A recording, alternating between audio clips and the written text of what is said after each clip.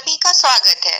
उत्तर प्रदेश में होने वाले पंचायती चुनाव को लेकर विगत लंबे समय से लोगों को आरक्षण सूची का इंतजार था, जो आखिरकार आज प्रकाशित हो चुकी है और विकास भवन के गेट पर चस्पा कर दी गई है। ऐसे में जहां कुछ लोगों को खुशी महसूस हो रही है, तो कुछ लोगों के हाथ निराशा भी लगी, क्योंकि विगत लंबे समय से लोग अपने अपने गांव में पंचायत चुनाव की तैयारी कर रहे थे और सभी को अपने गांव की आरक्षण सूची का इंतजार था।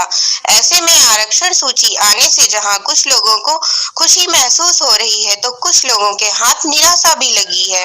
अब देखने वाली बात यह होगी कि पंचायत चुनाव में लंबे समय से तैयारी कर रहे लोग क्या रणनीति अपनाते हैं और किस तरह से वे आगे पंचायत चुनाव में अपनी भागीदारी निभाएंगे।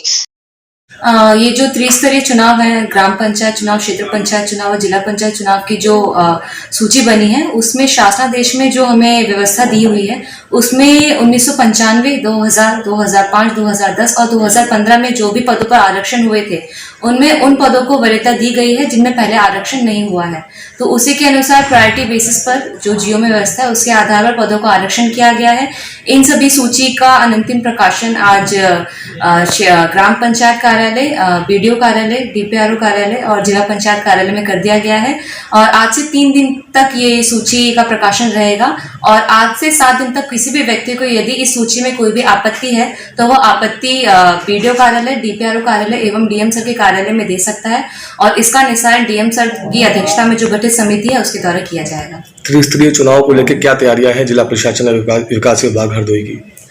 इसमें अभी जो निर्वाचन सूची बनाई, इसके बाद अभी कार्मिकों का अध्ययन हो रहा है कि जो भी हमारी पोलिंग टीम्स बनेंगी और इसके अलावा पंचायत में जितने भी कार्मिक लगेंगे, तो कितने लोग की आवश्यकता पड़ेगी, कितने लोग अभी हमारे जनपद में अवेलेबल हैं, कितने विभागों में लोग अवेलेबल हैं और कितने लोगों की हमें डिमांड करनी पड़ेगी।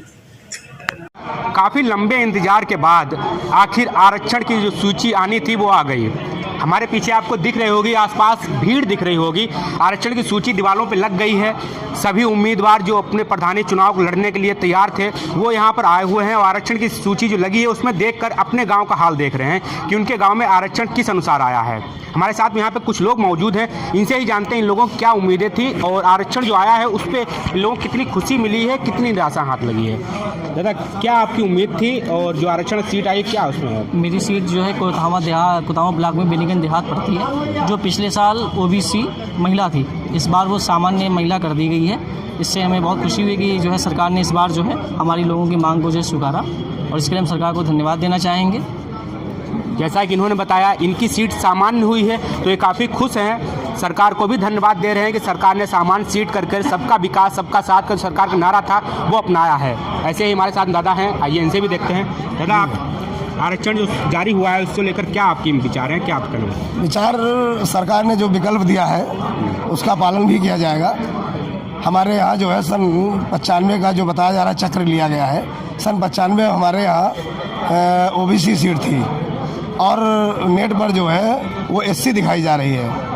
उस हिसाब से अगर देखा जाए तो सन 95 के हिसाब से हमारे यहाँ सामान्य सीट होनी चाहिए थी और ओबीसी सीट बनाई गई जो कि ओबीसी लेडीज़ की गई है। इसलिए समाज में जो है विभिन्न प्रकार की भ्रांतियाँ मन में आ रही हैं। पड़ोस में गाँव में नेवादालोचन है, उसमें कई पंचवर्षियों से भी एससी और एससी महिला इस तरीके का होता है।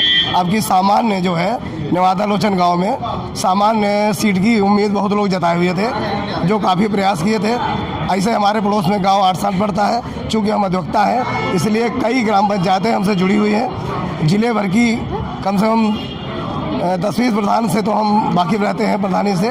तो कोशिश ये करते हैं कि जिनका मन मुताबिक या चक मुताबिक या सरकार के नियमानुसार कुछ कमी आई है आरक्षण में, सरकार ने हमें छूट दी है आपत्ति करने की, तो समय मिलेगा तो हम आपत्ति जरूर दाखिल करेंगे।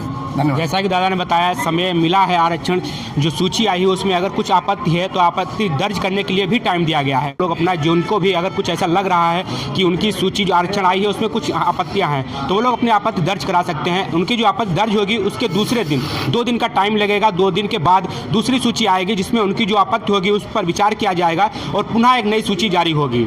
अगर हम आप आसपास दिखाएं आपको, तो यहाँ पर जो आरक्षण सूची लगी है इधर ही हम दिखाते हैं, काफ़ी लोग यहाँ पे लगे हुए हैं।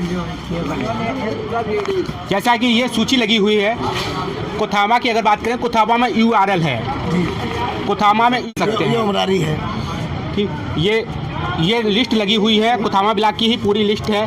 ये हरपालपुर की लगी हुई है, तीनों लिस्ट हरपालपुर की हैं तीनों पर। अगर इनकी बात करें OBC है, OBC के बाद यल लिखा हुआ है। काफ़ी लोगों के अंदर भ्रांतियां हैं कि यल के मतलब क्या हुआ। यल के मतलब अगर हम आपको बताएं, जो हमको जानकारी मिली है DPRO के द्वारा, यल का मतलब है महिला के लिए। इस पर कोई भी महिला चुनाव लड़ सकती है। यल का मतलब महिला सीट बताई गई है। आप लोगों में अगर इसको लेकर भ्रांति है तो आप उस पर ही समझ जाइए कि DPRO के जो अनुसार बताया गया है वो यल का मतलब महिला है, महिला सीट इस पर, महिला प्रधानिक चुनाव इस पर लड़ सकती है। जिसके बाद अब यहाँ पीछे भी लगी, यहाँ पर कई जगह पे सूची लगाई गई है। इधर लगी हुई है, पीछे भी लगी हुई है, सामने भी 2-3 जगह पे सूची लगाई गई है। काफ़ी भीड़ है, लोग यहाँ पे इसमें जो उम्मीदवार हैं वो सब आए हुए हैं। किसी को खुशी मिल रही है तो किसी को निराशा हाथ जरूर लग रही है।